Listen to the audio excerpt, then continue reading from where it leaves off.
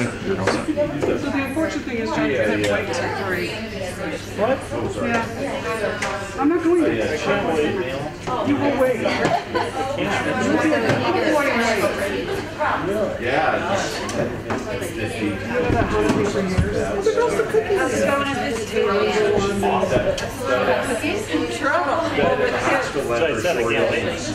No, you can't wait.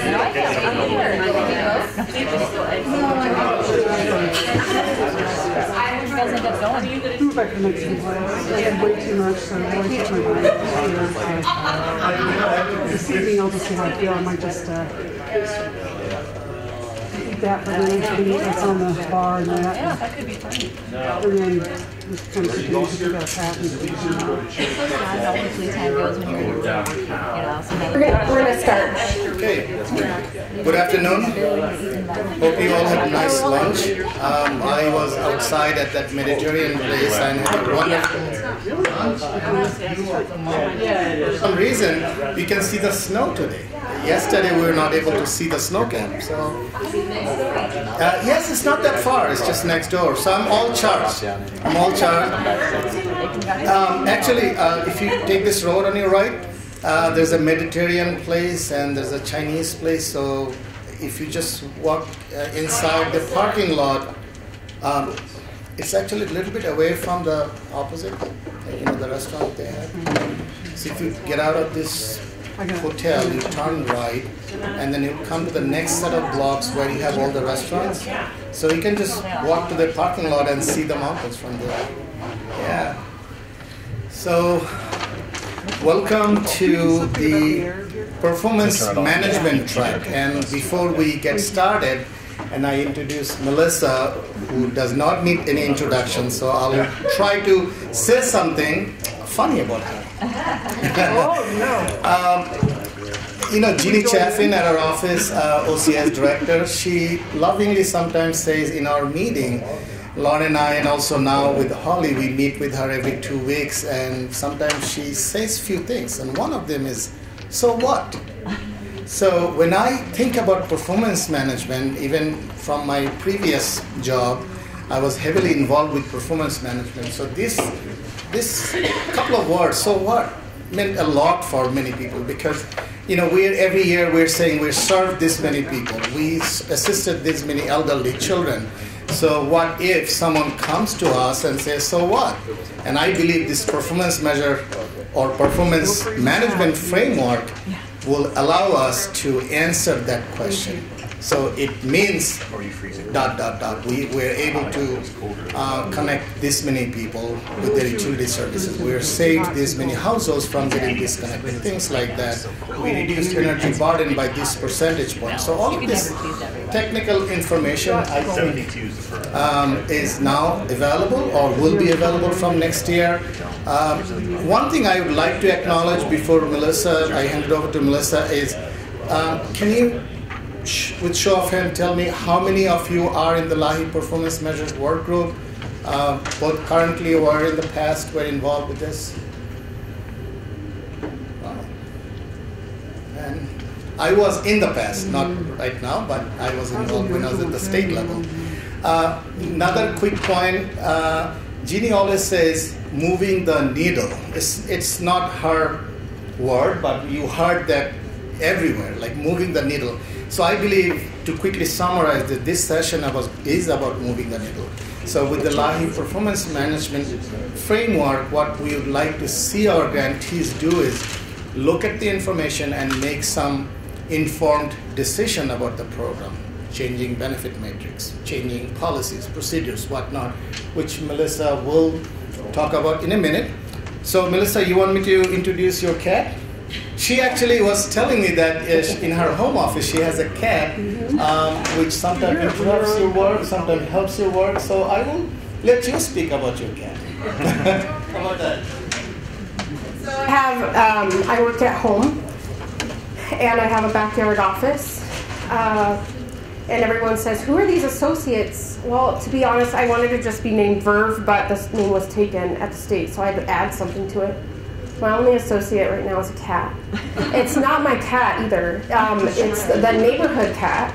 Some renters about 5 years ago left him behind, and he roams around and howls everything. And right now he's on an employee performance plan because he sleeps too much.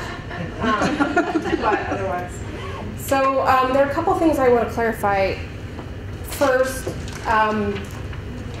Jerry, you had asked about the Assurance 16 module or program that I showed you yesterday, and David said it's absolutely available to any of you who would like to have it or see it. Like any program, it was built for Delaware. And so they're willing to pass everything along to you, and if you have a programmer that understands SQL Access and Visual Basic, which were the 3 things used to do it, they can definitely use the logic or whatever pieces they'd like. For those of you who don't have that programming or programmer capacity, it may not be as useful, but we're happy to make that available, and they're already working on putting an email together with all of that back in a price. So I'm going to let you know that. The second question we got yesterday that I asked David about was the whole mobility issue. I said we've done some research, and Apprise looked at the SIP survey, which is a survey of income and program participation, I think it's called. And they found that when you look at moving, about, let me get the numbers on, I'm sure, 5% or less of people that own their homes move. And about 25% of renters move, and that is regardless of income. And David was actually shocked. He expected to see a little bit higher among low income, and it didn't. You do see higher among renters, though. So my next question to him was, well, are we perceiving more mobility because most of our people are renters and not owners? And he said, in actuality, about 60% of light income eligible households are renters, 40% are owners, but we're serving closer to 50-50 in our states because of the subsidized housing piece. So that's just some statistics. He said he would generate more, give you reports, but the bottom line that we talked about, and we'll talk about here too, is that we know some of our folks are transient, or that's probably not the right word, mobile, and we know that for those folks, gathering data on energy burden will be challenging, and that's why this is developmental. We will find people, we will look at patterns, and we may discover that some of the more of the folks than we anticipated were movers, and we'll address that when we get to it, but that's no reason to stop data collection, because we do have available information for the people who have been at their home for 12 months. So I want to make sure we cover that. So once again, we've introduced every session by saying there will be things in here that many of you have already addressed, and there are things in here that you might not have. And so if you have experience, I'd ask you to speak up, join in, and make this a richer discussion. But what we're going to talk about today is the difference between performance measurement and management. We're going to talk about how to develop a performance management framework. All of you have done this, so this will probably be a refresher. We'll talk about ways to use data for different aspects of performance management. And this isn't just the new data measures. We're actually going to talk about existing reports that you already complete. And then we'll talk about available resources. All of you are already doing performance management. I guess I really want to underscore this. We get a lot of people that say that this new performance measure data, I don't know how to use it, I don't know what performance management is, how do I do this, how do I start? But the fact is that performance management is using information to shape your program. It's as simple as that. Using information to shape your program. I know all of you get client calls because I've heard the stories. Every time a client calls you with a complaint, every time a vendor calls you to tell you that payments aren't being applied correctly, every time you have an advisory committee sit around the table and say that you're not doing enough outreach to low-income seniors, that's information that you internalize, you take back, you adjust your programs and policies and process to meet those needs. That is performance management. What this system does and these new measures do is provide a framework to be able to do this across the nation in a systematic way. So, it's not moving. We're going to talk about the framework, we're going to talk about the 3 steps of performance management, and we'll go into questions and answers. As I mentioned, performance measurement is the process of collecting and compiling data. Many of you already do this. You do it for your household report, you do it for your grantee survey, all those reports we talked about this morning. You're already collecting the data, informally and formally. We've talked earlier at the Assurance 16, when you go out and interview or talk during a monitoring or compliance review with your sub-grantees about what's working and what isn't, all of this is a form of performance measurement. You're collecting and compiling the data. But it's a very different animal to do performance management, which is actually using that data, asking questions, and then making changes as needed based on the data you've heard. There are really 3 steps, and it's a loop. And this isn't as pretty of a loop as the performance management work group is working on, but it's good enough for today. We're going to start with planning. This is what we want to see happen. And we'll talk about this today again. We talked about the Assurance 16. This is about really thinking about who you're trying to serve and what you're trying to do for them. This is monitoring, so this is ongoing in real time, and I'm going to explain why this is different than compliance review. We're not talking about your typical monitoring here. We're talking about regularly reviewing your data during your program cycle to actually make changes, and then evaluation. And this is what some of you do at the year end with your sub-grantees, or some of you may in the fall in the summer look at your data and see what it tells you. But this is kind of a formal way of looking at your data to understand why you might or might not be on track to meet those things you said you wanted to do. So this is the planning portion. And here we go again with this logic model. I really don't care for logic models at all. I keep putting it here. But it's a good way to think about it. And actually, if you think about it long enough, it becomes such a norm in the way that you think. What are we trying to do? Who are we trying to serve? How are we doing it? And what do we expect at the end? Pretty soon it becomes routine for you to think about things that way and your decisions that way. And so to get started in your planning, just to get a framework, a logic model can be really helpful. Remember, this is what is the set of problems that your program is trying to address. And by the way, for those of you who've been around a long time, this is very easy to leave static, and that's a huge mistake. Our landscape is changing. The propane crisis is a really great example of that. Anytime you have a shock to the system, whether it's internal or external, this problem statement changes. And we rarely remember to go back and check it. We always focus on the strategies because we're program. That's your strength, right? You guys are program coordinators, you're doers. But this requires going back and making sure that you're actually in the right place to get started. Inputs, what is it that you're trying to put into this? So this really is all about what's the money you're putting in, are you leveraging resources, what do you have available at your fingertips to make these strategies and outcomes happen? We talked yesterday about transformation and transactions. These outputs are your transactions. What's the direct output from each service that is delivered? This is what you report in your household report. And then these are short-term and long-term outcomes. This is about how you're transforming lives. This is about how is what you're doing for light heat households different than what you're doing for non-light heat households, or how are their outcomes different? You don't have to start from scratch. John in the back helped to develop this guide. This is the light heat logic model, and we created it when we were trying to figure out what would we like to see for performance management. Do you remember this, John? Oh, yeah, it was a dark room in Washington, D.C. I just remember that. This took a long time, and I really think many of you can benefit. Now, we pay a lot of attention to this one up here. This energy is not affordable. That's where we get into bill payment assistance, and we talk a lot about crisis here and energy services threatened.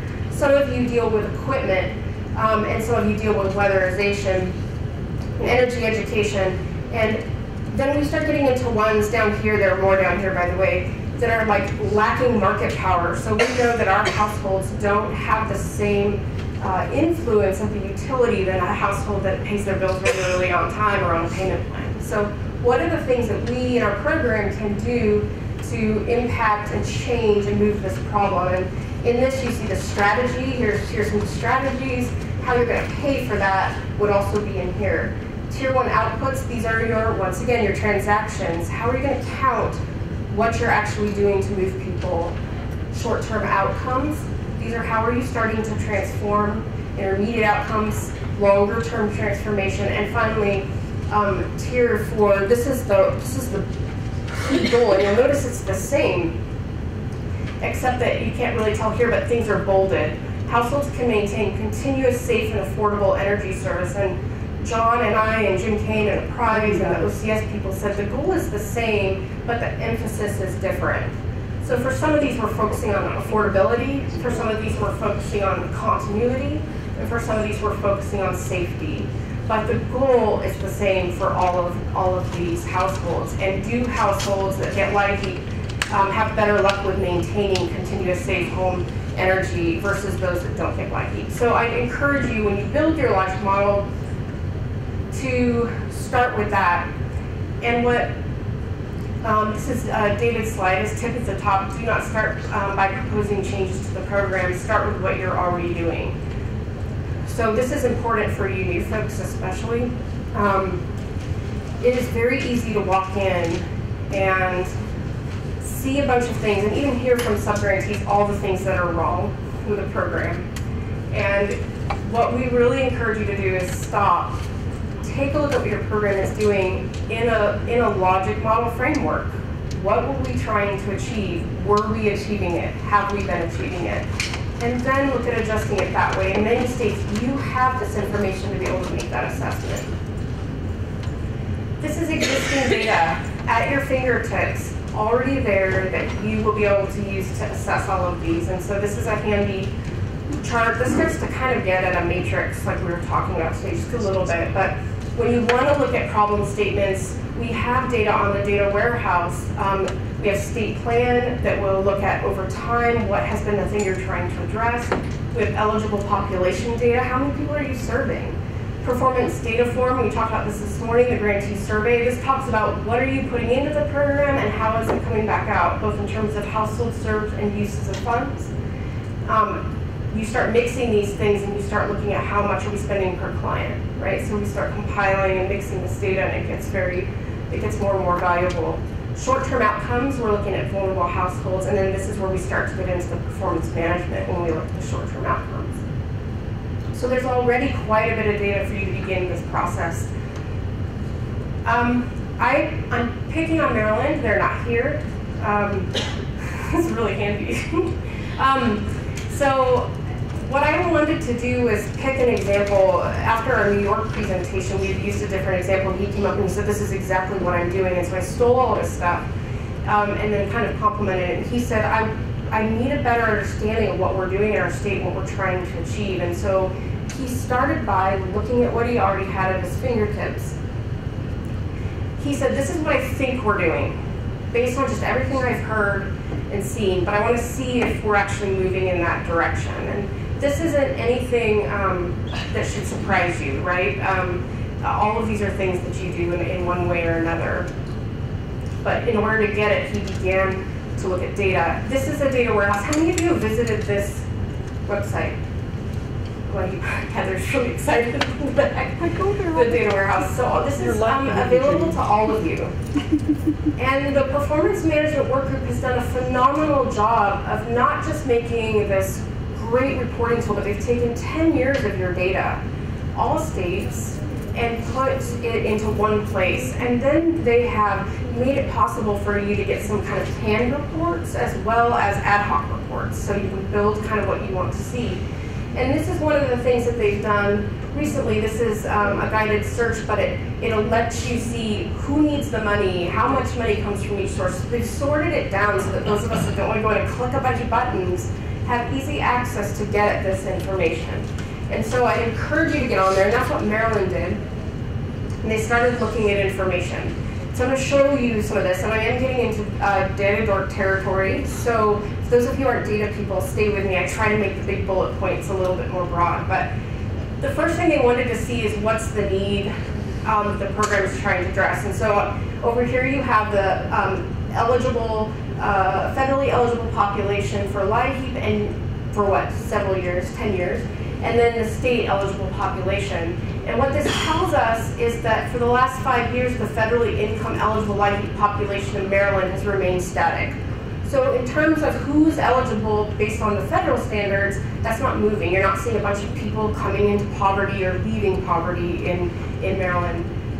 What we also see is that the state income eligibility threshold is lower than the federal income eligibility guidelines, which means that in 2014, only the lower 60% of those federally income households can be served. You guys get hit with this question all the time. Why did you set your income eligibility threshold lower than what it has to be? This is why we can't serve everyone, and so we're opting to serve X amount or X amount over time. And so this is one piece of data, and what this told Matt as a brand new coordinator is, okay, we made a decision at some point that we wanted to limit the amount of federally income eligible people we would serve. He also wanted to understand inputs. Remember, this is the second line on that logic model. How have we been spending our money over time? And this data is all available, and I know that this is, you have to have like bionic eyes to read this, but you can see that it gives you a breakdown all the way down to administration and planning and carryover and reach, IT spending. I mean, there are all kinds of things in here and valuable information for you to get an understanding of how your state has spent money over time, but more importantly, how it's changed. So one of the things Matt immediately noticed is there's no money in Maryland going to weatherization or Assurance 16 programs. So they're focused wholly on bill payment assistance and affordability. He also noticed that more recently they're devoting less funding to winter crisis, and they're now allocating resources to other crisis programs. I don't even know what that means, but he's got to figure out, why did we make this shift? And he can go to his subgrantees, he can go to his past coworkers or his current coworkers to find out, what was it in our population that changed? What need was it to change that would make us do this? Here's something else. This is the direct output. Now, this is what we talked about this morning in transactions in the household report, as well as from the grantee survey with their average benefits per household. And when we look at this existing data, this is data you all have all in this format. So you can go right in the data warehouse and get it for yourself. Over the last 4 years, they've noticed that the percentage of state income eligible households served has gradually decreased from 38 to 30%. And then when you look here, you'll notice that their heating assistance benefit has increased from $451 to $581, which might explain why they're serving fewer people, right? So this tells us a huge story, and one that you, once again, hear all the time. Do you serve more people with less money, or do you serve less people with more money? And this tells the story of Maryland with existing data. So this looks at population served. We know that 60% of households in 2014 were at or below poverty level. We see that in Maryland, households at higher percentages were served at lower rates, and what that suggests, just on the surface, is that Maryland is targeting lower income households for participation in the LIHEAP program. What we don't understand, though, are the pieces around that. I cannot underscore this point enough. There's so much data in the data warehouse, but unless you ground truth it with your own data or what you know, and it doesn't have to even be from a fancy central database. This can just be your institutional knowledge or handbooks or manuals or what you know in the utility world. That data is only so useful. And so in addition to OCS reports, Maryland ran some of their own data. This is their housing makeup of their LIHEAP assisted households. And so over 60% of them are renters or live in subsidized housing. And so I remember, energy, the questions this generates are, how does energy usage or affordability vary among the groups? How are they being targeted? Does housing type impact the delivery of services? We know that weatherization is harder to provide, for example, to people in subsidized housing or renters. So does that impact the way that we serve clients? And that's a question he needs to be asking. Half of Maryland LIHEAP participants use over 10,000 kilowatts of electricity. And I remember showing this to David, and David's like, so what?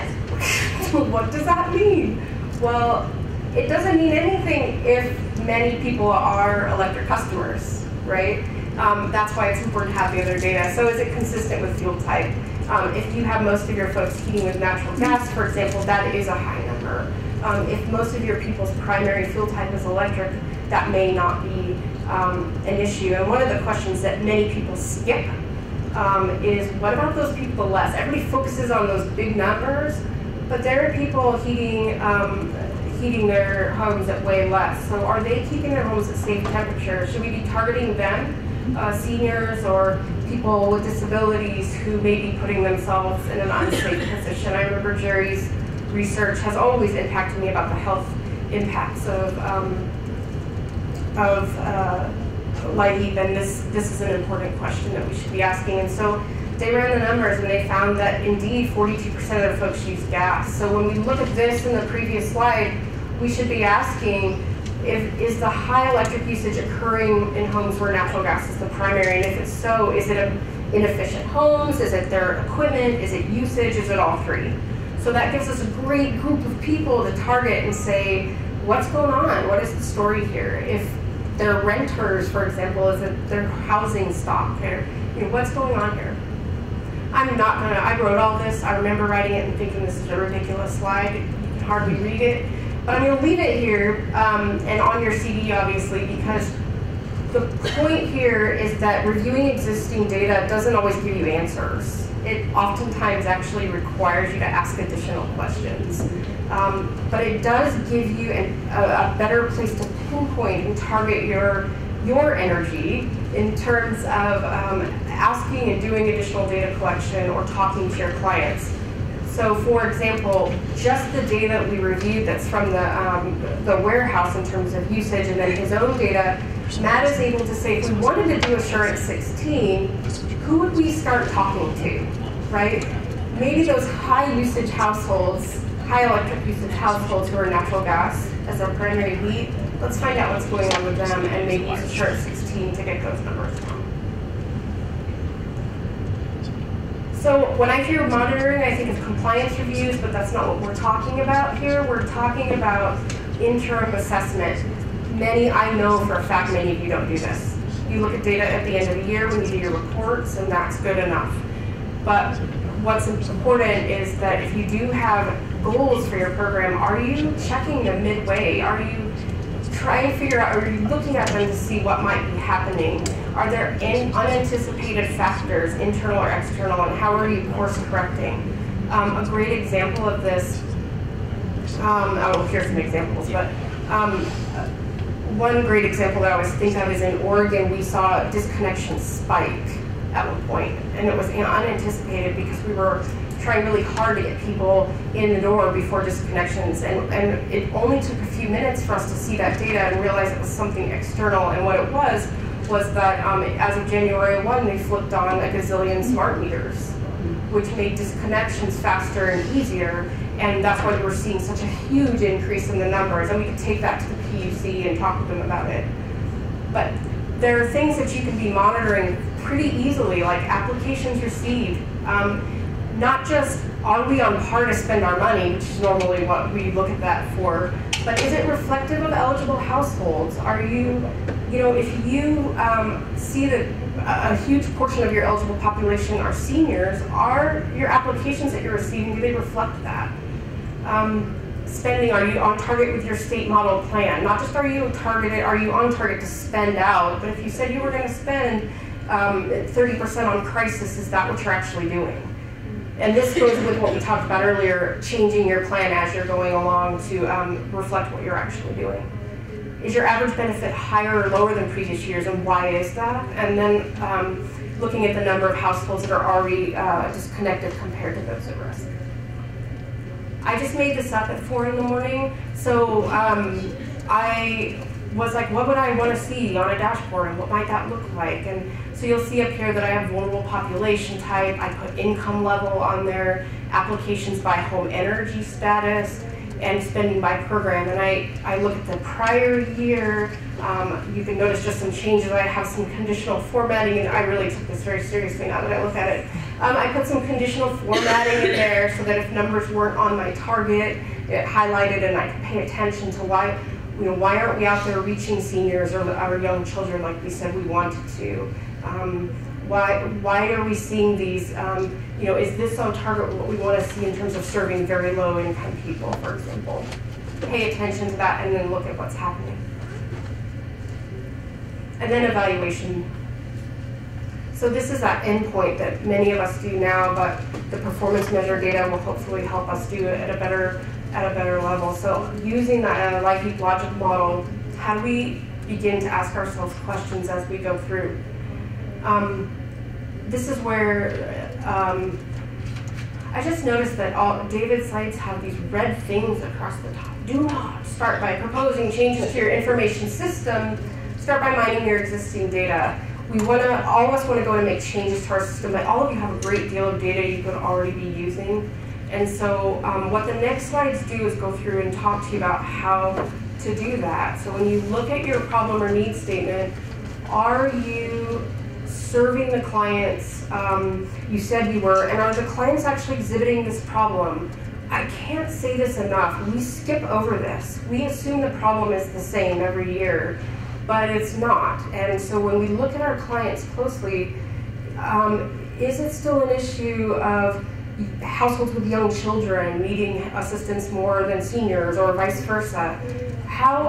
What do our clients say to us in terms of what they need, and is that really reflected in our logic model? Are we trying to serve that?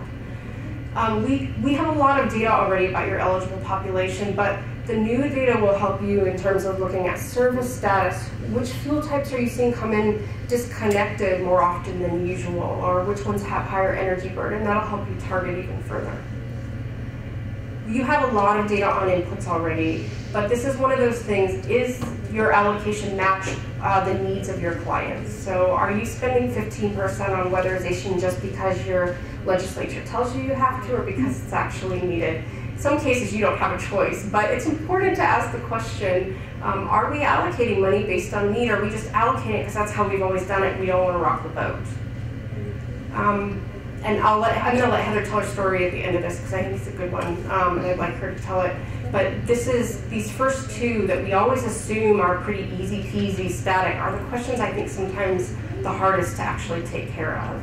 What is the problem? What is it we're going to put toward it? We assume those are good, and many times they take the most, they make the most ruckus when we try to change them. We have a lot of information. This is your transaction, your grantee survey, information, your household report, where we're putting in. Our planned data collection for the new performance measures really doesn't focus on program inputs. You already have this data. This is outputs. Once again, you have this data with your household information, and this is all about transactions. It's important. It's what all of you do right now. Some people are happy with it, but what this whole initiative, all this work around performance measures are moving us to say, not just how we spent the money, but how we change the lives of the people that we're serving. And that's really what we're here, right? You guys work your tails off. You're sitting in this train right now trying to keep your eyes open after lunch, because ultimately at the end of the day, it's about your clients and how you're changing their lives. And that's what this is about. Short-term outcomes, are you serving the right clients? Are you targeting the right clients? Are you serving their needs? And how are you changing and transforming their lives or behaviors or attitudes or knowledge? Right now we talk about the kinds of households you serve. That's about the only thing that we're measuring right now in terms of outcomes at the federal level. The planned data collection will talk about how you're changing affordability. How much people's income are they spending on energy? That's a huge deal. All of you know that. And so how are we changing that? How are we preventing loss of home energy service and the stigma and the charges and the health risks that come along with that? With your Assurance 16 we talked about today, that's not in here, but how are you changing the attitudes and behaviors? Every time someone flips on a light, are you changing the way they think when they do that, or turn on the heater or turn off the heater? All of those things. And so that's what the planned data really begins to look at. This is the one I was telling you about, and John, I don't know if you remember this conversation, we struggled with this because ideally you want to be able to measure, in order to really measure impacts, you need to measure a group of people who are not getting LIHEAP. That's very hard for states to do. It takes a lot of resources, money, expertise to do that kind of survey. Currently, Apprise does it through Rex. They're able to, some of you have gotten calls from Apprise to get data about your clients. They compare LIHEAP households to non-LIHEAP households about every, what would you say, five years? Mm-hmm. And so we have some data, but in terms of looking at the state level, that's something that's kind of in the future. What this does do is give us a framework for doing that. And what that means, it took me a while to figure out what does that even mean. That just sounds like jargon.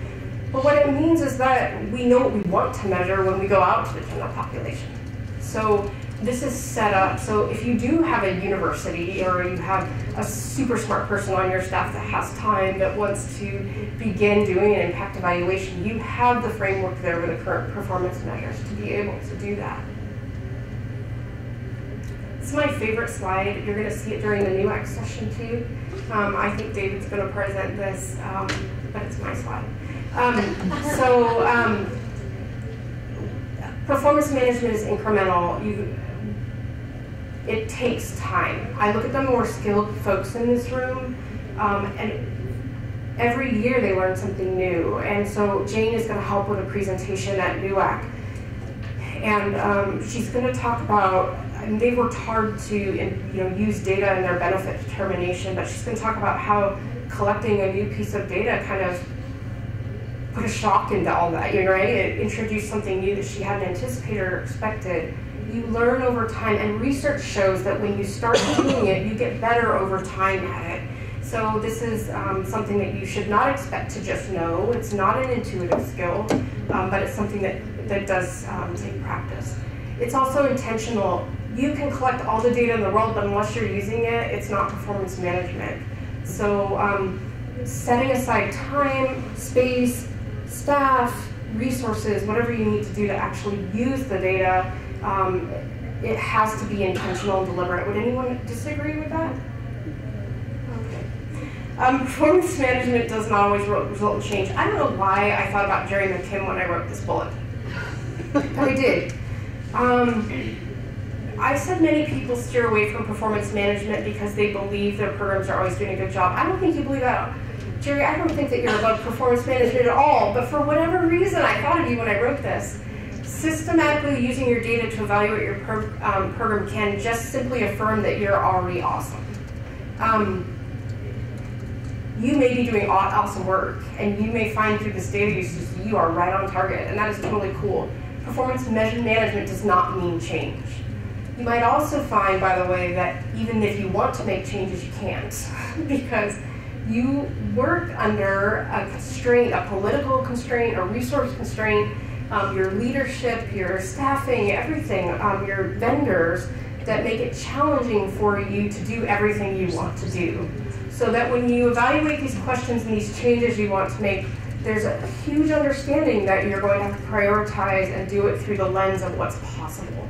And I guess I want to just say it's very easy for me to get up and talk about performance management and how you should change your programs based on data. But I completely understand that even if you see things you want to change, you can't always do it. And I want you to know that, Jerry. Just so you know, so we collected, was optional last year. We collected the data, and I actually did make some changes based upon that optional data collection for this next year and for even the year we're in now, because what it showed was the households from 0 to 75% of poverty, my target index was just a little lower than I thought it should be. So I had $2 million I was going to send back to the feds. So I made we're in the, well, I think they maybe got done here since we left for Colorado, but we just made a supplemental payment only to households from 0 to 75%. And then next year, in my payment matrix, that's based on a point system, I'm adding 1 point to households from 0 to 75%. That's awesome. So it's not as though... No, I don't know why I thought of you, but I did. Maybe it's because I thought that you're affirming you're on the right track. Maybe that's what it is. Well, I'm more sure. or less, I've affirmed that. Okay. Jerry's awesome. I just feel like sometimes we can feel awful high and mighty up here talking about how to use data, but I know data is one piece of your program. It's meant to be a tool. You do not work at your job as many hours as you do just so that you can report good data, as much as I'd love to think so.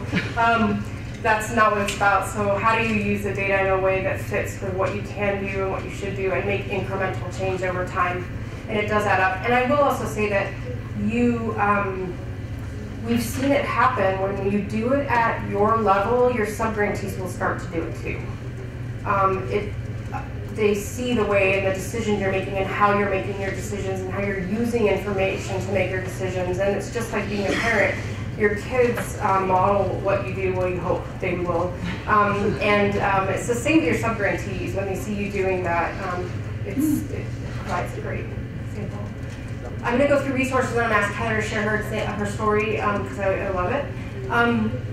We have the performance measurement website. As I've said with all of our slides, these are current web addresses. They are changing, and as they change, we'll send out updated ones. We have the virtual library, which our next session will actually go over. The performance management website, which is where you can find all those cool data tools. So you new folks that don't have access yet, or if you're like me and you lose your password every 10 minutes, you can call Sherry Vogel at NCAD, and she will get you that information. She's introducing herself. Actually, I need to check that. Go ahead. It's like entry music. Data warehouse. Once again, these are assistants. So you may get access and then get in there and be like, I have no idea what I'm looking at. Kevin and Trayvon are awesome with that. You may also say, oh, okay, great, I have all this data. I have this resource. I don't quite know what to do with it. So Jerry has worked in this program a long time, and he said, oh, I see this, I'm going to do this. That takes a while to figure out how pushing A results in B. That's where we can also help you. So we can help you think through those questions and think through a logic model, think through anything you'd like in terms of performance management. Give us a call, we're happy to help. So Heather, do you mind sharing your story before we Sorry about my music. I'm trying to book my flight for tomorrow, so I'm trying to check in. But what story are you talking about? Because I tell so many. See, they're all laughing. They know me too well. I was thinking your West Point story was really good. Oh, the West Point story. So this is a story I heard a long time ago when I was in a management class, many, many eons ago when I was in college. So you know it's been a while. Not as long as Jerry, but Take a break, right? we're going to tease you until you leave. That's how much we love you. Next year. So I think a lot of times we do things the way we've always done it because that's the way they've always been done. And a lot of times we take things to our managers and we hear that. Hey, that's the way we do things because that's the way it's done around here and that's the way we've always done it. And so the story I want to share with you is there was a cadet at West Point. And he was, they were shooting off the cannons, and he was getting really frustrated because every time the cannons would be shot off, someone would go up and stand and hold their hand up like this. And he asked his superior, he said, sir, why does someone go up there and always hold their hand up next to the cannon? What are they doing? And he said, I don't know, get back in line, it's tradition, we've always done it that way. I don't want to hear anything, quit making waves. Anybody ever felt that way? Anybody been the one questioning? Or being the one holding their hand up and not really knowing why they're there? Okay, so he couldn't let it go, like Jerry's not going to let it go, and he goes back to the library and he researches and he finds out what this person was doing. And what this person was doing is they were holding the reins of horses. There's just one problem now. There are no horses anymore. So I think what we have to ask ourselves when we're doing our programs and we're questioning underlying assumptions, we need to ask ourselves, are we holding the reins of horses that no longer exist? Because that's the way we've always done things and that's the way things are done around here. Or do we need to question, hey, there's no horses anymore, we really don't need that person up there, and can we do things better, more effectively, more efficiently? And that's where you move from performance measurement to performance management, because you're making good logical decisions, just like Jerry did with his program when he got his numbers back and said, hey, I do need to tweak this, this doesn't look right. So that's the story I wanted to share. Maybe they're honoring the horses still. That's right. My hope is at some meeting that someone's going to bring that up 10 years from now and I'm going to hear that. So, are we holding reins? Any additional questions, comments? Please use the microphone and everything at the microphone there. Comments? Suggestions? There is going to be a NUAC session Tuesday afternoon, a prize. So David, Kevin, and Jane will be putting it on, and it will look at the performance measure data that was submitted by states optionally. We had between 10 and 15 states do that, and it's going to look at some of the things that we found and saw. So this was kind of the kickoff to our talk about performance management, and it's going to be pretty exciting. So. Just mention a couple of things. One is Melissa showed you the performance management website, and that takes data from your reports. Unfortunately, we cannot make data public until it goes through the clearance process. So I guess right now we have data there up to fiscal year 11. However, 3 reports, actually reports to Congress, are going through clearance process, which is fiscal year 2012, 13, and 14. And we're hoping that we'll get clearance on all 3 reports at the same time, so which will really enhance the performance management website, because at that point we'll be able to share data, publicly available data with everyone. The other thing, something that we have been discussing internally with Apprise as well as the performance measure work group, is to make the performance management website public to some extent, not the entire database, because it's primarily designed for grantees like you, but there is an added value of making certain type of data public. So we're not there yet, it's a kind of continued discussion, but I just wanted to put that on the table, that is also upcoming. Any questions? I guess I just have one thing to add is when Melissa was showing the graphics, and she where it was the data dork part. I'm a data dork, self-proclaimed, but it was kind of a spreadsheet version. I just wanted to give everyone a tip if you haven't been out to the data warehouse. Everything has a visual.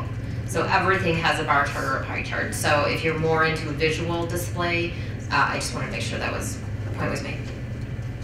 Highly recommend it, because I'll share a little bit of my personal experience, because for some reason, due to other activities, I kind of lost track for a few months with the performance management website, because I used to go to that on a regular basis. And then one day recently I went there and I was really surprised, pleasantly surprised to see how much, not only graphics, but also how much manipulation can happen. If you know how to do these things, a lot of these reports are canned report, but we're just changing some variables. You can produce different kinds of report. You can produce report across region, across country. So I think it's a very, very valuable information. Just quickly, one personal story to add to what Heather just mentioned.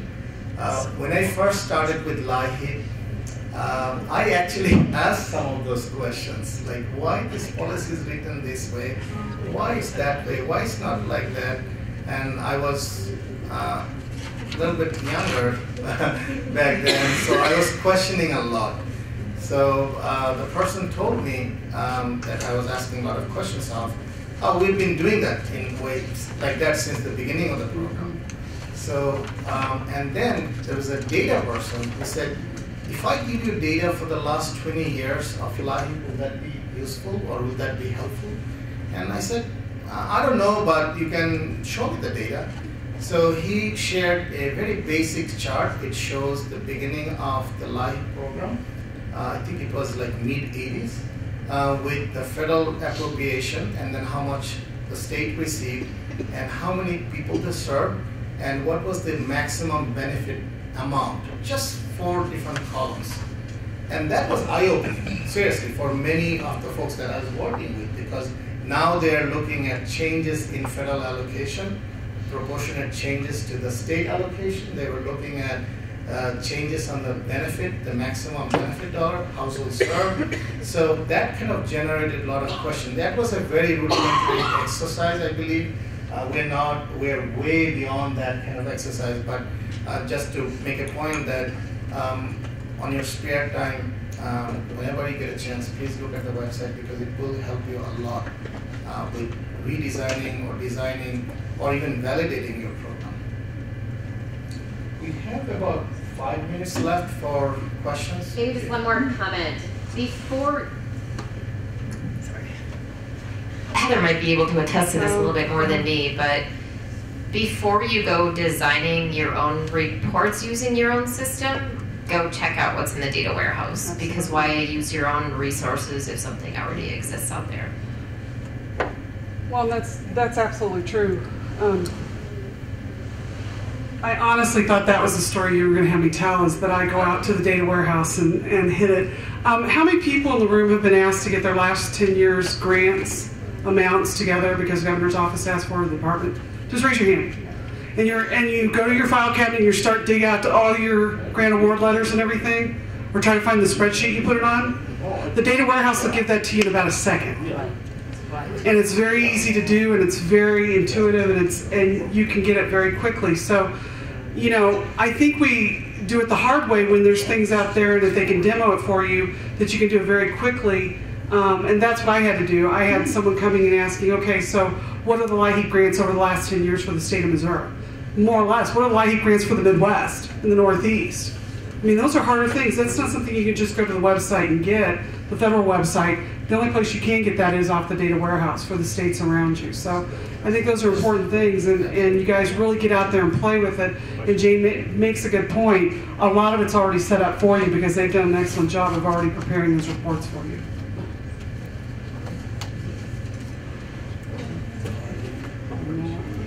No more questions?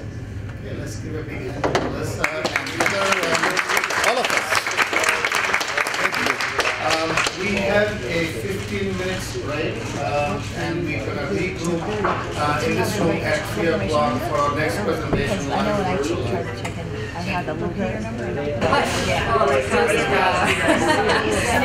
All right. Well, I hope that everyone is enjoying our meeting. We are quickly pushing through the tail end of today.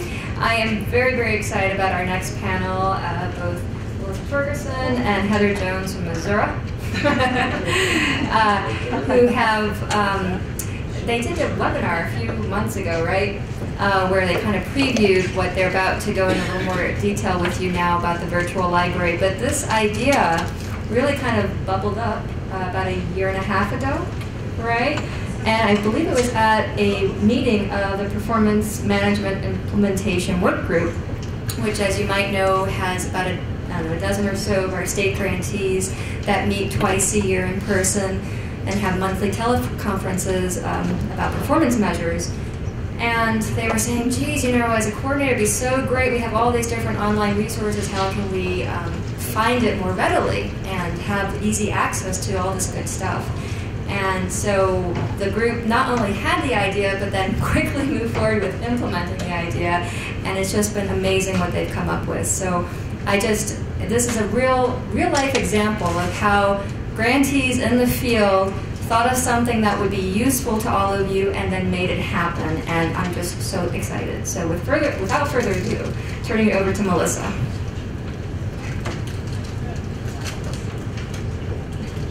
So I'm really glad I don't have to follow Heather. I'm going to just start by providing a bookend for this presentation, then going to let Heather take over, and she'll probably completely ignore the slides and wing it, which is totally fine. What we do hope you leave with is understanding the purpose and the features of the library, how it fits with other grantee resources. We've gotten this question a lot, and I want to go through that.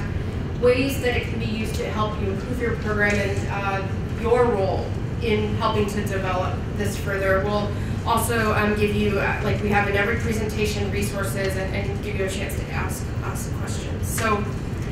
I remember the work group meeting well. We were in Alexandria, I believe, somewhere near there. And the process committee of the work group said, we love the clearinghouse. Well, at that point, they didn't like the ACF site, but you know, there are lots of other resources out there. But what we really want is a way to help people think through the resources. So many of you know that LIHEAP is interconnected, all of the pieces. And so while you can go look at a resource about a performance measure or a report or your data system, it takes a few years, many years for some of us, to realize that all of them are so connected that we need to be thinking about it when we open our data system to add a field, that we'd be thinking about what other fields should I be considering so that you're not having to go back and open it up, or your vendor agreements. Gosh, what do I need to make sure from program integrity ends up in my vendor agreement? And what am I not thinking about? And you don't know what you don't know, and that's kind of the basis of this tool. And so a beta version was made available. It's still in beta version. In July, we'll review moving it to production, and we'll move actually to the clearinghouse. Anyone can go, and this is the current website, and Heather, I think, is going to hop on the live tool at the end, too, to show you. But I'm going to just go through a couple of the key features. Many of you have heard this already, so bear with me. This is the main graphic on the page. This was Heather's idea. Actually, I think she stole it from someone else, but it was her idea to steal it. And so that's good. It outlines 9 focus areas. So our job as a work group is to focus on performance measures and management. But what they realized is that when you look at performance measures and management, it touches every other piece of your program. And so this kind of grew and grew and grew, gave some of us a little bit of heartburn, but it ended up being this awesome tool. You can see that each of the circles are interlinked, and that's an important distinction. Within each circle, when you click on one of them, there are 2 primary ways to explore the resources. For those of you who are new or even old, you can go to the snapshot first. And what the snapshot has done is kind of given you an overview for that particular circle. So here, if we click on performance management, we can click on a snapshot at the top that will kind of give us an overview of selected, the best resources. If you have 5 minutes, here are the ones you should look at. It gives you a citation for all those people that says, well, who says that I have to do that? Why do I have to do that? It'll give you the assurance or the legal citation or the citation in OMB that's related to performance measures or program integrity or a certain report, and all of that's there. Even more important, it talks about what you can do with the information. So what? So we keep asking this question. Maybe that should be like the theme of this training. So what? When you have all this stuff, where do you start with it? And it gives you steps to get started. So that's a great way if you're not familiar with LIHEAP or you're just learning to go into these snapshots. But we also have a guided search. And this was where the tool started. They said we wanted a self-assessment, and that's what we called this for a long time. So that you can go in and look at each of these areas, and when you hit expand or collapse, when you say, I have no idea what LIHEAP performance measures are, and you hit that, it's going to give you resources at that level, like 101. All the way down to I need concrete steps for actually putting these into my plans and my program. If you expand that, it's going to give you a guide for how to get these fields into your database and make sure your vendors have the information they need and how to move forward. So it goes from kind of beginning to expert, and it helps you systematically think about that as you're going through. And so actually this is an example of program integrity when you open this up. And there's this cool thing called the toolbox. So I'm a frequent Amazon shopper, and so we actually told the developer we were working with that we wanted this to look as close to Amazon as normal, at which point David said, we do not have Amazon money. And so we did the best we could with what we have. And what you have is this toolbox. So you have how many? 9 different focus areas, and within each there are 30 to 40 resources. So we're talking about a lot of information, and if you're going through and clicking through, we know you don't have 8 hours to read a website, and so what you can do is go through and click the boxes on these resources you think you'd be interested in, and it'll put them right into this awesome toolbox. And then once you're kind of feel like you have this nice little catalog or menu of all the files you want, you can download them all into one file on your computer, so you don't have to read them right away. And this is something that was really important to people. We didn't want people to have to write something down to go look for it, or to save each thing individually. We wanted people to save groups of things. This is where the lack of Amazon money does come in. It's saved locally. We didn't want you to have to log in and log out and create a profile, so this doesn't require a login. That means that when you go in and you save your toolbox, you need to download it, because if you exit that browser, it won't be there next time you come back.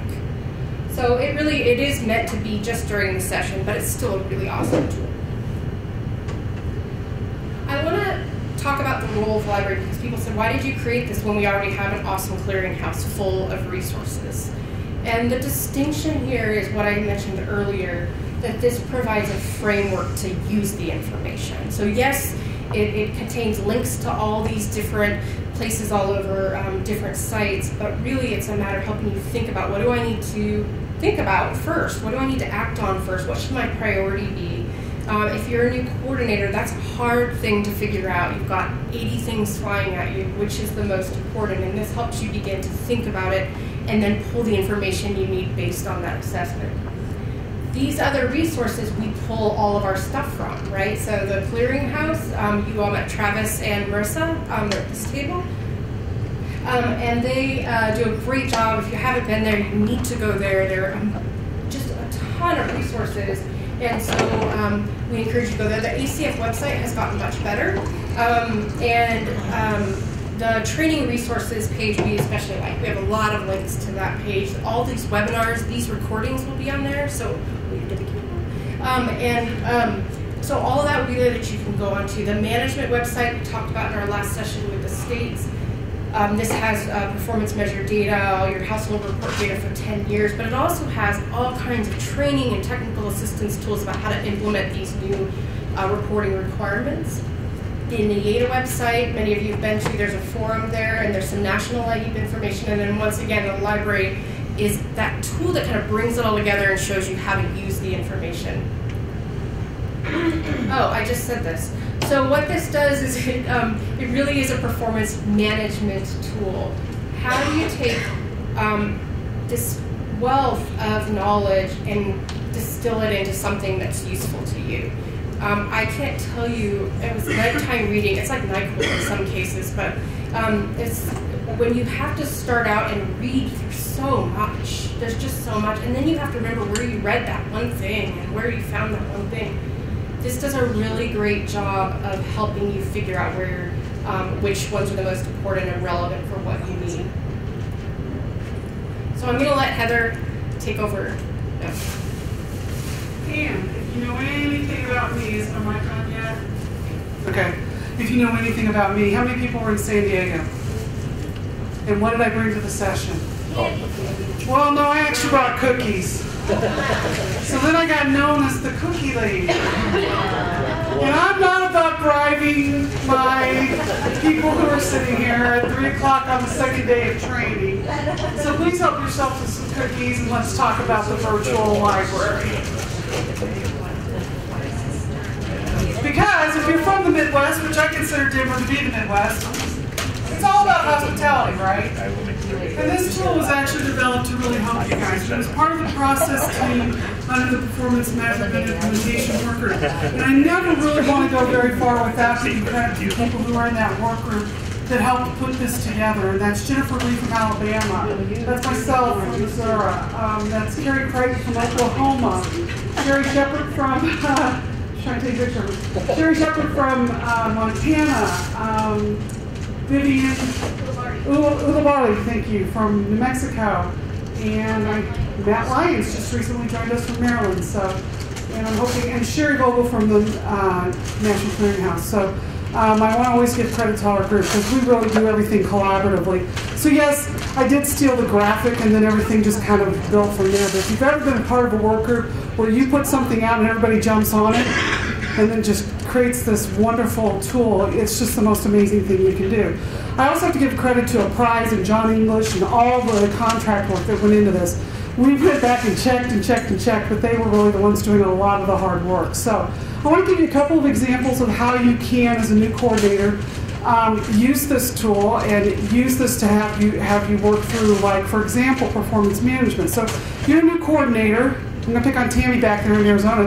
And you've been tasked to make sure your state's prepared with the new LIHEAP performance measurements. And so you're going to come into the website, and you can go one of two ways. You can look at the snapshot and get that high-level view, get that 1,000 or 10,000 foot view, and really be able to explain that to your upper management, maybe your IT people. Okay, why do we have to do this? Well, what Melissa was talking about when she said, why do we have to say, who says so? That link will take you right to the appropriate legislative or citation that we need to have to take to those people and say, because Lauren told me I had to, right?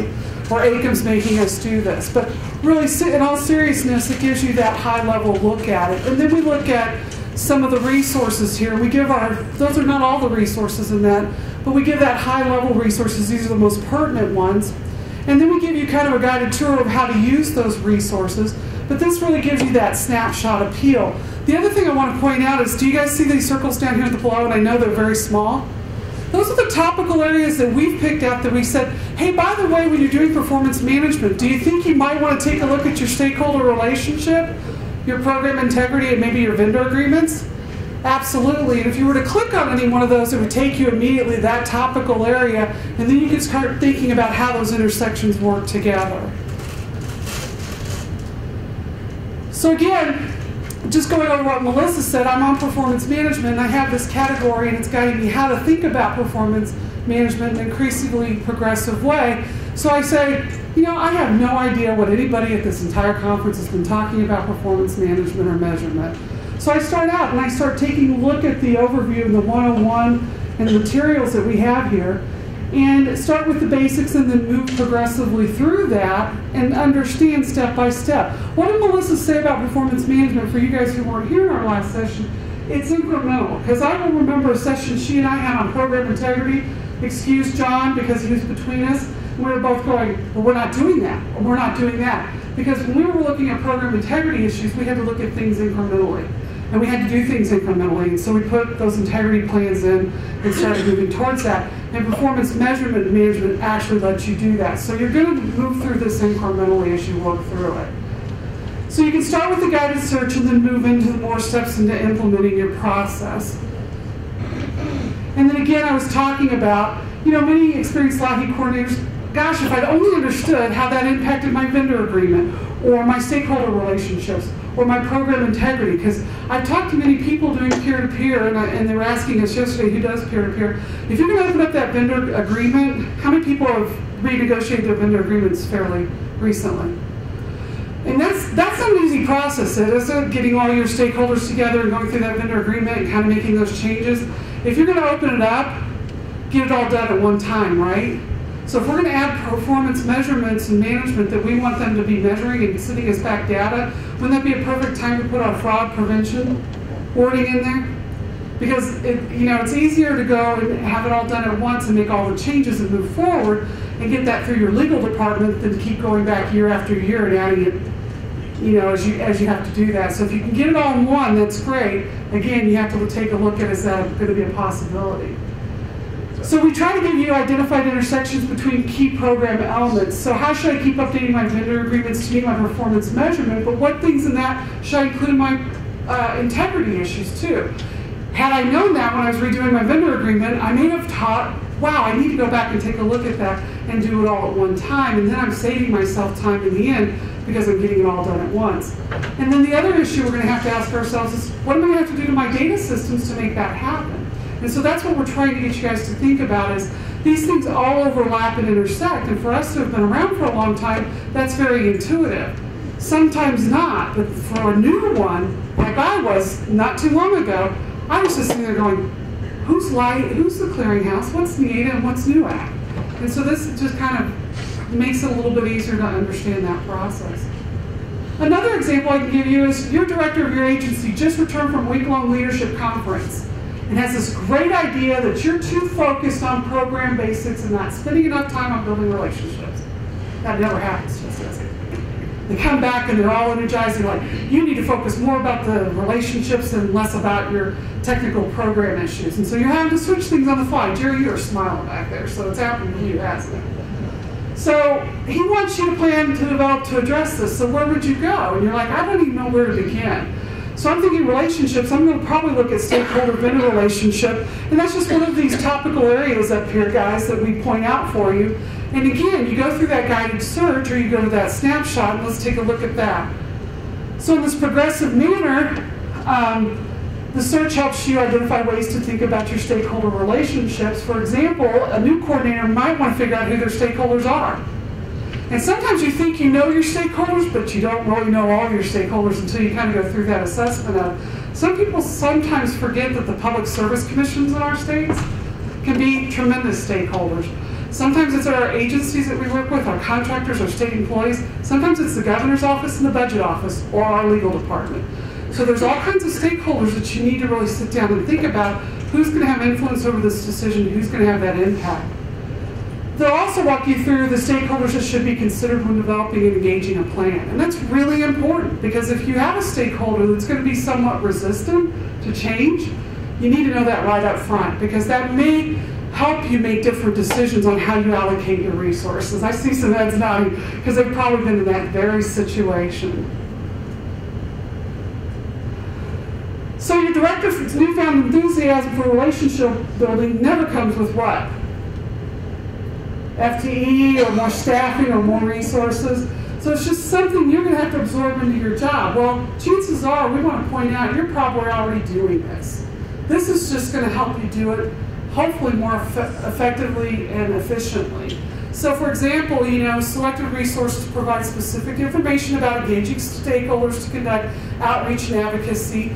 And then you intersect those in the library and go through, your performance management, and you really bring those stakeholders together and you start talking to them about, well, what is it going to mean to make this kind of change, and what do you need from us, and what do we need from you to be effective to make this happen? So developing the LIHEAP Virtual Library. It was really designed to be both responsive and dynamic, and we can't stress that enough because we really want you to know this. If you walk in a library and the resources never change, are you going to keep coming back? When you walk in a library, are the resources so overwhelming at first that sometimes you don't know which book or anything or resource to check out for sure? And that's why we give you the tool to kind of lead you through that these are the things you want to look at if you're looking at this very thing. But also, we want this to be not just responsive to your needs to be able to find information, but we want it to also be dynamic and growing. So that means we're going to be regularly updating it through new guidance, issues, or requirements. And we link directly to OCSC's website. So if they update something, this will be updated. We're right to the LIHEAP Clearinghouse. It's not going to be a version control issue.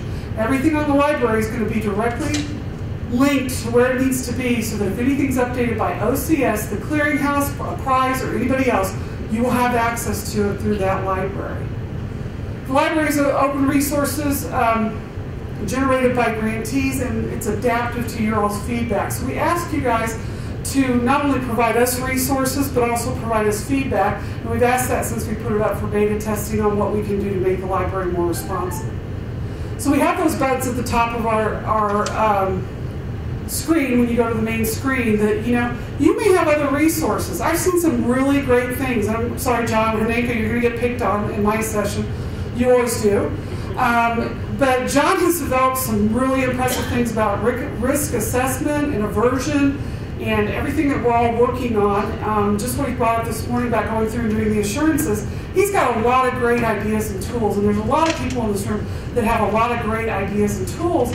And suggesting that as a resource, like training, LIHEAP training tools, is great because then we don't have to go out and reinvent the wheel. And that's the whole point of this. Yes, I stole the graphic, but the whole thing is that we shouldn't have to go out and redo all this work every time, right, guys? Because collectively, we can share these resources. And so, Jerry, you'd asked about the program that they developed for Delaware. We should be able to share all of our resources. This was developed with federal funding, and we're all here to help the same people, just in different areas of the country, right? So we really need your expertise, and if you've got a resource, please suggest that. And that's going to be vetted through the Performance Management Implementation Work Group in OCS before it does go onto the virtual library.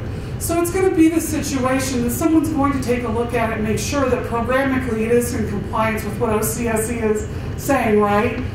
But is it going to meet your specific needs? No, because Wisconsin, Minnesota, Missouri, Oregon, we all do it differently, don't we? But if I've got a framework from a systems or a paper or a document, I'm not staring at the dreaded blank page. How many people hate that when they're trying to come up with something? If there's a model I can build on and gives me that first step, that can be incredibly important. So we also have a leave feedback button at the top of each page to allow you guys to give us suggestions. For example, was it navigatable or did you use it? How can we make it easier to use? Are there categories that we're missing? Do we not get what you needed? Are you not getting what you need to find, or you don't know where to look for it?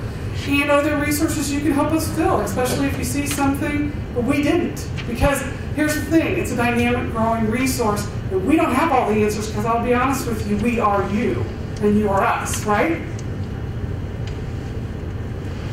So we talk about grantee feedback. So we want to open up this part, but before we do, I do want to go back because there were a couple of issues that were brought up during the training this week that I'd really like to use. Do you want me to go through this, or can we get to the... I'm not sure. There were a couple of issues that people brought up that they said, I wish I knew where I could go get this information. Do you remember that? So this is a live library. Thank you, my able assistant here. Vanna. This is how easy it is to use. Save it as a bookmark. The bookmarks could change.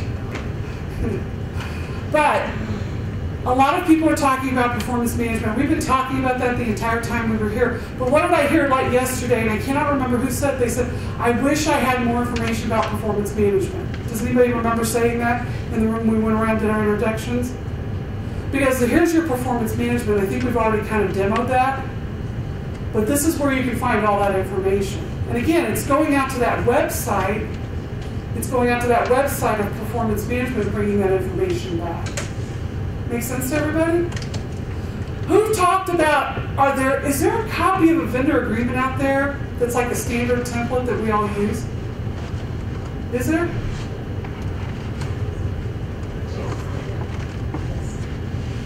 Well, actually, we all develop our own vendor agreements, right? So, if you want to see the vendor agreement snapshot, we could go there and we just click on that. If someone said, hey, I wish there was a place I could go and just download a template and just fill in my own thing. I'm sorry to tell you, we're 50 different programs plus tribes and territories, and you've got 50 different attorneys in that right there. I'm sorry if I'm hurting any attorneys' feelings. But it's just going to be different from state to state. But you can look at other people and what they've done. And again, it's about sharing resources. And so I believe we've got grantee vendor agreements. And anytime you click on one, you don't have to necessarily check the box to put in your toolbox. If you would just like to preview it, this takes you exactly out to where? The clearinghouse, right, Travis? They're going, clearinghouse, give a smile, and they're like, oh, you went right to it. Yes. And what we're going to find on the clearinghouse here, what do you see here? Tell me what you guys are seeing. You also see local agency agreements. How many people have sub-recipients? Yeah, so you've got examples of those out here too. Our state plans are out here. Everything's out here for you. Now, where's this house? This is on the National Clearinghouse, and you could go right there and you could get it. And if you knew where to get it, you'd go there, right? But how easy was it for me just to get on a topical area, look at it, click it, and I'm there? And did it make a lot more sense? And it's telling you what to do. So you've got examples, including Texas and Minnesota. I can pick on them. They're here. Who else is here? Nebraska, you're here. So we've got supplier agreements, and we've got vendor agreements, and we've got all this here. So this is your resource. Do you need to go out and reinvent the wheel? Don't. Come here and pick and choose. Here's the one thing I liked about New York's. I went through their policy manual, and they allowed their agencies 30 working days. I thought that was really cool to process applications, because that takes the burdens of weekends and holidays from processing. I think Colorado, you guys do that too, don't you? You use working or business? Calendar? Yeah. So when you're doing a calendar versus a working day, you don't think that's a big difference, but to your agencies it can be huge. So, but anyway, don't reinvent that. If you ever want to close down a resource because you're done looking at it, it'll take you right back to where you were. If you X out of it, you're right back on the snapshot. At the bottom, That's what we were talking about. You can return to the tool here. You can click and add this actual snapshot to your toolbox, because if you'd like the snapshot just of itself, because it's a really good reference source, you can do that also. And down here we have those related areas that we identified, not necessarily. You might want to go to all 9 of them, but we thought you might want to take a look at, if you're doing a vendor agreement, take a look at your stakeholder relationships, because you're going to be working with vendors, of course. There was something else that someone brought up. It was performance management, it was vendor agreements. Oh, was it the manuals? The policy manuals. So where would policy manuals, so I'm just going to ask you guys, where would you think you'd look for a policy manual? What makes sense? By making it interactive, I gave you cookies, come on.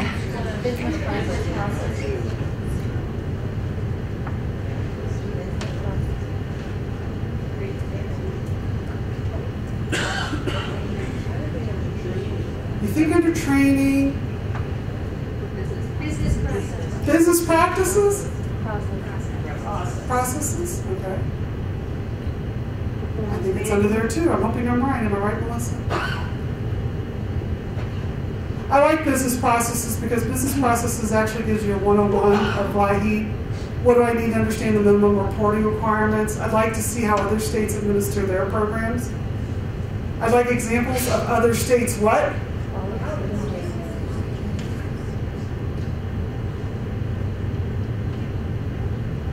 Wow, look where we're at.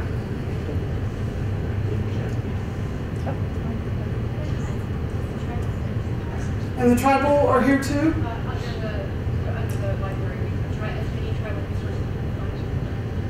Okay.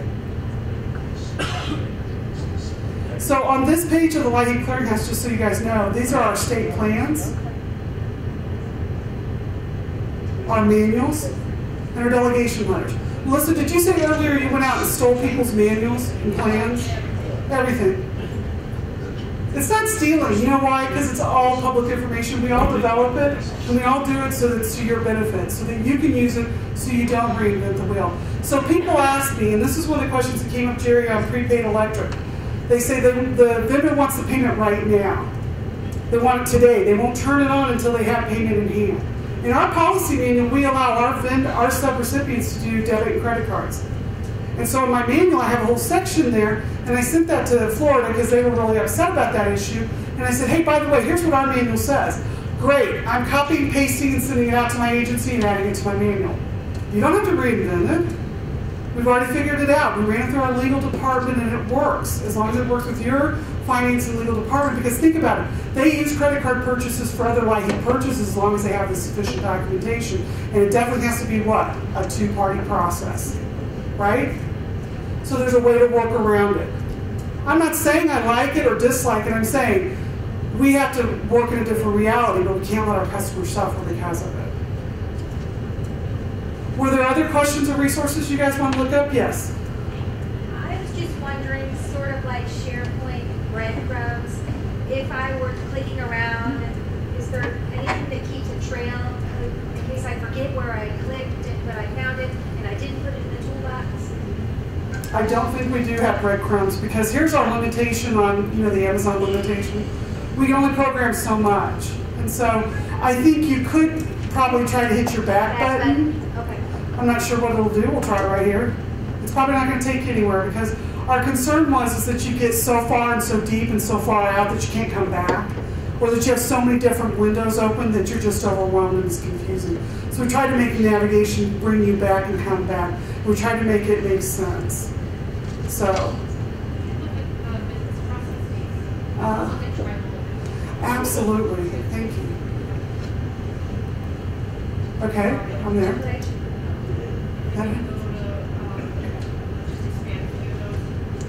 Sure.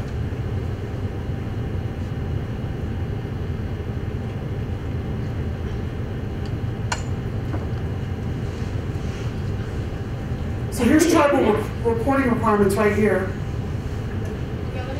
You go ahead. You go ahead. I want to say it with tribes in the room that we've started to put as many tribal resources as possible. One of the things I talk about is that I actually used the tribal LIHEAP manual when I started LIHEAP. That was my best and my go-to resource. I'm not a tribe. but it was phenomenal, and I recommend everyone look at it and read it. It is an excellent, excellent resource. But my point here is that this is available to all of you, tribes or states, and I really encourage tribes, if you've developed resources or if you're missing something, to use this, thing at the top of the page. I found the first bug. Of course I do. So we'll get that fixed. But this is where you would suggest a resource. We showed it in our screenshot, but we're not just talking about suggesting a resource like, I think you're missing this, but we really want you to go in and give us examples. So I know we talked about it not being stealing, but it's totally stealing. I stole John from Minnesota, as well as I'm just getting into this. Sorry, I cannot multitask. And Cecil's from Washington. I don't know how many of you have met Cecil, but I couldn't find training materials out there, so I just went to their websites and totally took it. I don't know if that's a copyright issue or anything, but I totally did because John has like a 4,000 slide PowerPoint he presents every year, and it's full of information. And then Washington is a little more brief, but still really packed full of great stuff. And what we'd love to see is it doesn't, as Heather said, it doesn't have to be something that's formal or endorsed by OCS. We'll check it to make sure you're not giving everyone bad information. But we encourage you to put your own examples up, and I just can't underscore enough that we really love this to be a resource that tribes can use. So if you have information, templates, resources, please send them our way, and we're going to make sure they get loaded. Onto this data systems.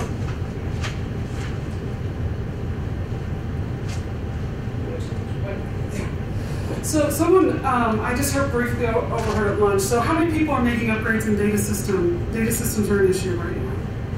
Right, so data systems always seem to be an issue. And the thing about it is that there are some resources out here, and this is where I think we could really use some more resources. I'll be the first one to admit it. We've got some started here, and we're looking at it more and more. But something that I was looking for, I need to learn about management delivery. This is something that, I'm sorry, I'm going to tell myself a little bit, or tell our state a little bit. This is something where we develop business requirements, because I'm going to go through the speaking, because she looked at me and she said, oh, you know what you're talking about. They developed a system, and then you come in and you say, I need a change. And they say, but that wasn't in the original design. So that's called a, what? An enhancement. And what does enhancement cost? Right, because we designed it how you said it.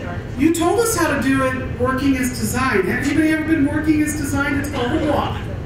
If you've ever had an IT person WOD you, while you're sitting there furious going, but it's not doing what I needed to do, this can be really frustrating. And so it's really important when you're writing business systems and requirements, and this includes performance measurement, program integrity, or whatever you're doing around Social Security, income verification, all of those. People are nodding their heads because they're doing those programs too, is that you make sure that you have all your business requirements lined out. Now, the business requirements aren't telling them how to do it. Did I get it up here? It opened down below. Left. I'm missing it. Up. Right there. Thank you. Thank you for your backseat web drivers. Jane's going, I'm crazy, I'm going to get up there and get the power. So something that, when we did this, in Missouri, we actually modeled this after the food stamps program because they're pretty strict about things. But you're going to notice what I think is really important that you do, ours has our state statutes in there, so of course that's not going to apply to you. But I tell them, you've got to follow our state plan. Not only that, you've got to follow all the federal reporting requirements. And what do I link them to? HHS federal reporting requirements. Because then when they come back and they tell me, but you didn't have that in the original design and business requirements. I didn't. It was in my business requirements that I sent you.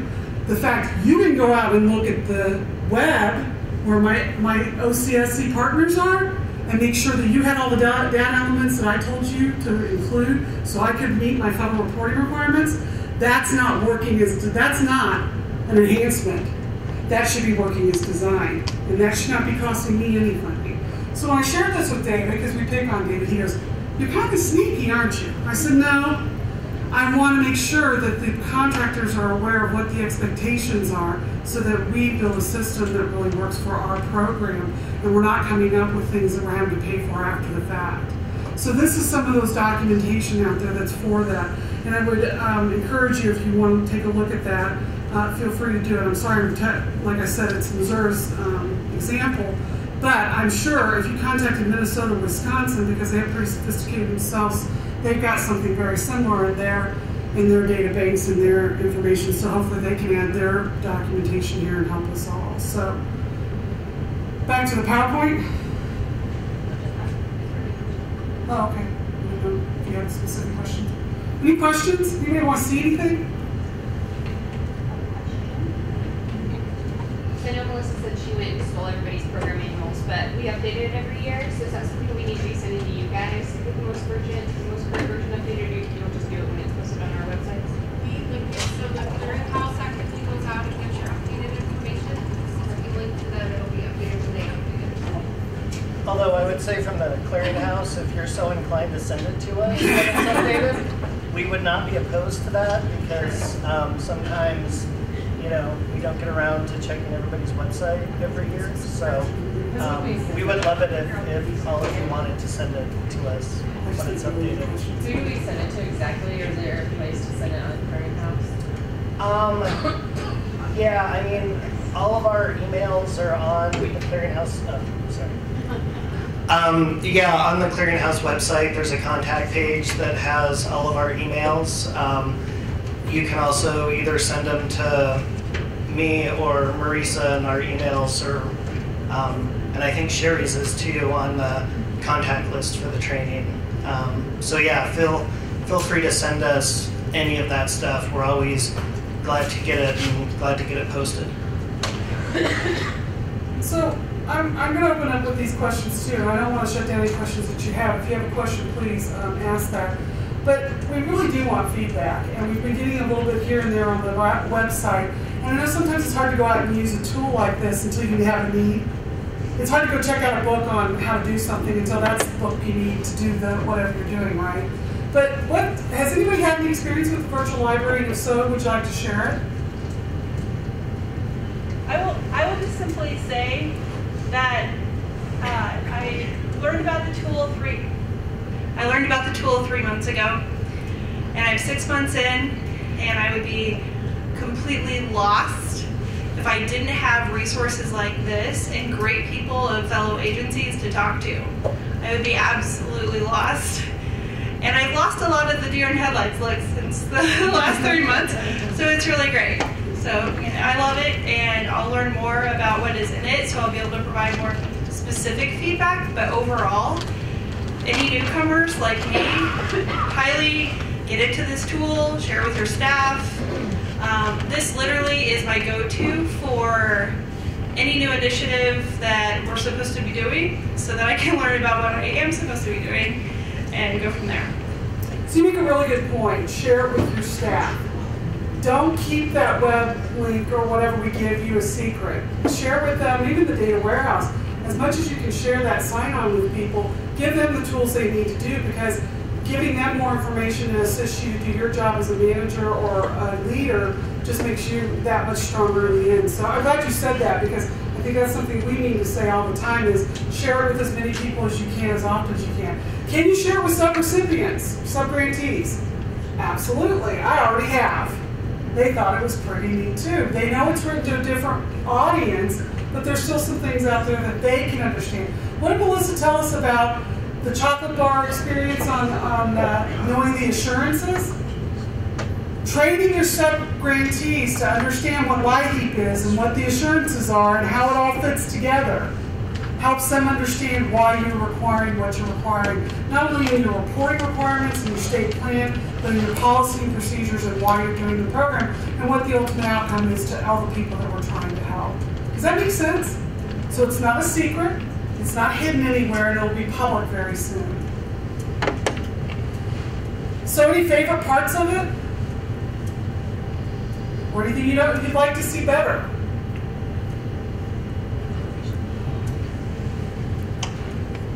So Heather, I have a quick question. Just Sure. being brand new to this, and I did use it for the LIHEAP 101, and it was very helpful. So that was my first introduction a few weeks ago.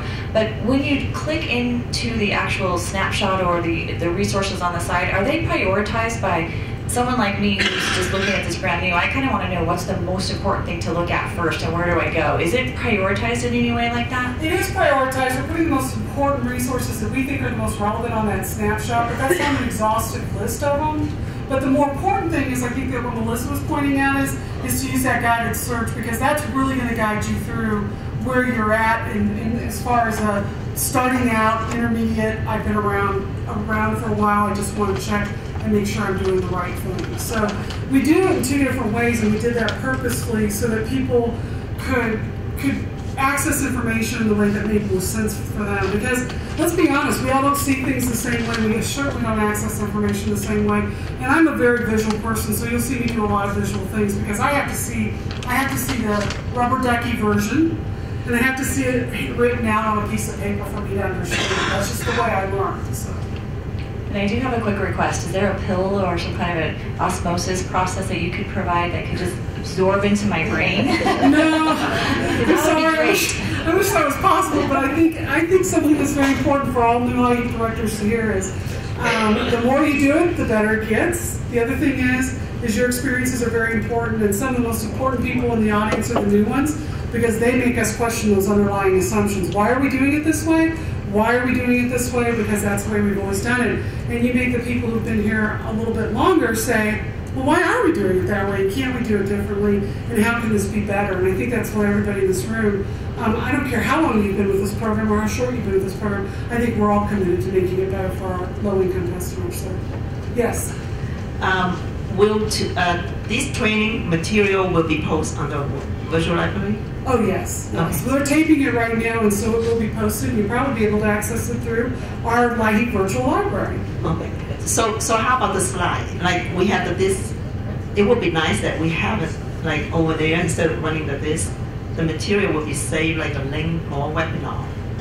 Like a webinar material. Yeah, it'll be a webinar on it. So if you want to bring up this webinar with me and Melissa, you'll probably be able to do that. You can demo that for your sub-recipients if that's the way you would like to present it in your city.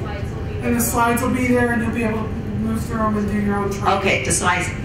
Thank you. Yeah.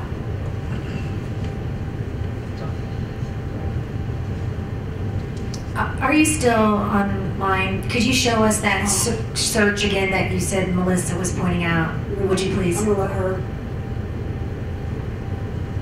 Which just the guided search.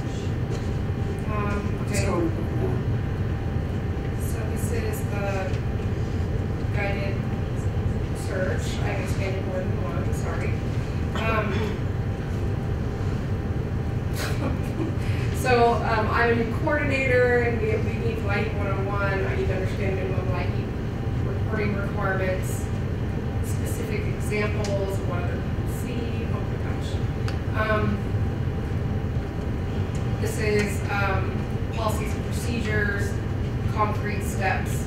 There are areas where there's nothing. I'll be really frank. We've decided a category is really important, but we've said we haven't developed a resource and ask you all to provide us with some assistance or guidance.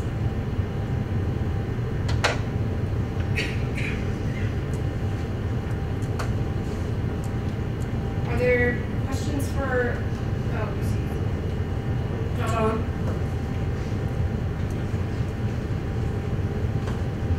I was just going to ask, is this information ever going to be consolidated under one umbrella at any time? I mean, we've got the federal website, we've got OLDC, we've got Clearinghouse, we've got the library now, we've got NEADA. It's confusing. It's as confusing as Steve Miller's organization this morning. I mean, who does what? Yeah. But it's good. I really like it. Yeah. So great minds think alike, because I was in a meeting a few months ago with Jeannie Chafin, our office director, and we were talking about the various websites, and she said the exact same thing to me. She's like, can't we just have one site that has everything? I was like, but it's very clear. The federal website provides this. And she's like, no, no, no, no, bring it all together. And she was pointing out to me that the Head Start program has an online resource called eClick that kind of coordinates everything under one umbrella like that. So we've been reaching out to our federal partners in the Head Start office to try to understand that model and how they got there, and would that work for us, and looking at other opportunities. So it is on our agenda.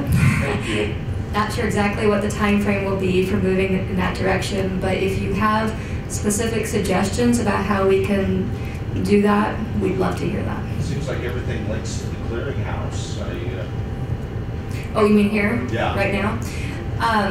That is probably a coincidence that what they were showing happened to be about the clearinghouse. But I think there was an earlier slide that Melissa showed that if we do look at the three websites that are really the go-to places right now, you have our federal website, which has all of our official guidance documents like the action transmittals, the information memoranda, the Dear Colleague letters, statute, all that kind of stuff. The Clearinghouse website is really kind of understanding how all your programs vary, getting those kind of nice tables of how each state or tribe is running their programs, getting templates and samples. And then there's the Performance Management website, which we developed a couple of years ago maybe, which we have been starting with states. Of course, all grantees actually have access to it, but it really kind of started with getting all of that historical data that we had from you from your household reports and your grantee surveys, so that we could then eventually add on the new performance measurement data. So those are the three sources that are all linked to through this virtual library. Thank you. The other John. Can it be assumed that all of these website references has the stamp of approval of HHS when it comes to policy? You know, it's all okay. They approve all of them. So even the ones that you put out, yours was questionable. It took like 6 months to get through, but I'm surprised it got through that fast. all 4,000 slides took a really long time. So the everything was vetted. In this case, Yulia vetted most of it. While she was still here, she worked with us on this. But any new resource that comes in has to go first through the work group to decide where it should go from a program perspective, but then it has to also be signed off. And Holly Rakeslund is now on our panel, so she'll take that role of reviewing resources. So everything's been signed off by HHS. Did you see something that shouldn't be? Maybe. So I would suggest that you put a leave feedback thing, assuming that it's working. If you click on it, leave us some feedback. Great. Any other questions or comments for this panel? I'll keep on going. Sorry, just slightly related to that is, this is fantastic. All these resources are great to have in one place and be able to sort through it, because it can be a lot of information, and this is just a tool to be able to quickly sort through it. I view it as. But because there is so much, and there's always more being added, is sometimes the old stuff is not accurate or there has been replaced. So that's what I've found, not so much on this, but just in general, some of the other websites is like, well, what's the most updated, what's more current? That's a really good point. And we should probably do a better job in our office of communicating through email or Dear Colleague letters when we are updating guidance and making sure that the most current links are on the website. Yeah, thank you for that feedback. Other comments or suggestions related to this? Well, hopefully you have a little bit of energy left for our very last session today, which here's how it's going to work. It's our round. Well, first of all, let's give a round of thank yous to Melissa and Heather. Hopefully you'll go back and share the virtual library with your colleagues. For the roundtable sessions, we're going to use both this room and the room next door. What's going to happen is over the next hour, we're going to have 20-minute intervals where you're going to pick 3 topics that you're going to discuss amongst yourselves in 20-minute increments. And so your choices, there are 5 topic choices, and I'd like to ask the federal staff person or contractor who's going to be facilitating each discussion table to stand up and wave a hand as I announce the table topic. In this room will be the Affordable Care Act integration, systems integration, and Kate Thomas in the back here will be facilitating that table topic. Also in this room will be Assurance 16 table topic, which will be facilitated by Travis and Marissa from the Clearinghouse. Just wave your hand. Also in this room will be a table topic on vendor best practices, how to work with your vendors, which will be facilitated by Melissa Torgerson. In the room next door will be how to handle refunds, and that will be facilitated by Iris Curtis in the back, and she'll meet in the room next door. Also in the room next door will be tribal state agreements and how that impacts the funding for both tribes and states and your coordination between your programs for directly funded tribes from our office. And that will be again in the room next door, and that will be ACOM and myself. ACOM, just raise a hand so people remember who you are. And so Josh, who's in purple in the back, will be our timekeeper, and every minute or so before our end of our increment, he'll give you a warning to wind down those conversations and then let us know when it's time to move to a different table topic. And that will be the end of today. For a reminder, for tomorrow, we'll be back